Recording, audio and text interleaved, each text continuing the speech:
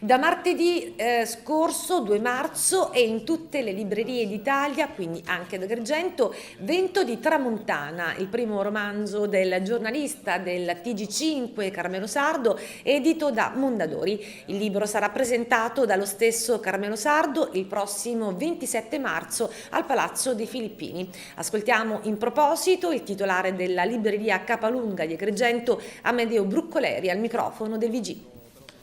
Il libro che presentiamo oggi è il libro del giornalista scrittore agrigentino Carmelo Sardo dal titolo Vento di Tramontana, uscito da un paio di giorni per Mondadori Editore. Il libro è un bellissimo romanzo di esordio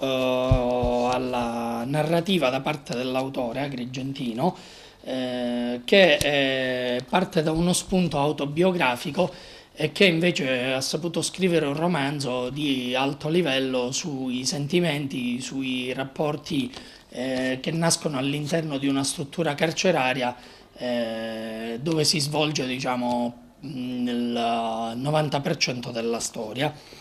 La storia di questo ventenne che si reca a fare il servizio militare come agente di custodia nel supercarcere di Favonio, che non vede l'ora di appuntare durante la sua giornata interminabile le cose i fatti che accadono, diciamo, durante la giornata. Da una fase iniziale di smarrimento e di fuga da parte di questo giovane dal rapporto che si crea con il suo anno da trascorrere nel supercarcere, si passa invece ad una meravigliosa storia di amicizia con un boss della mafia condannato all'ergastolo, che è l'espediente narrativo più importante della storia. L'amicizia fra i due fa sì che l'agente di custodia inizi ad avere un rapporto diverso sia con il suo lavoro che con il pensiero dominante di voler andare via e della noia, diciamo, durante i primi giorni che trascorreva nel supercarcere. L'espediente narrativo più importante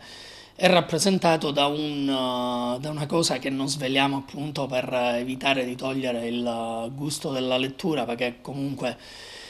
Carmelo Sardo è riuscito a scrivere un noir, seppur ha parlato anche di sentimenti, quindi non lo sveliamo per togliere il gusto della lettura al lettore. Il libro rappresenta un romanzo e un apprendistato alla vita di questo giovane agente che si spiegherà e che commenterà per tutto il resto della sua vita il rapporto d'amicizia che è nato e il rapporto che nasce all'interno di una struttura penitenziaria anche con i colleghi e con i carcerati, che hanno molto ma molto di più da dire di quel che invece, ahimè, la realtà sembra lasciare all'immaginazione. Carmelo Sardo, Vento di Tramontana, Mondadori Editore.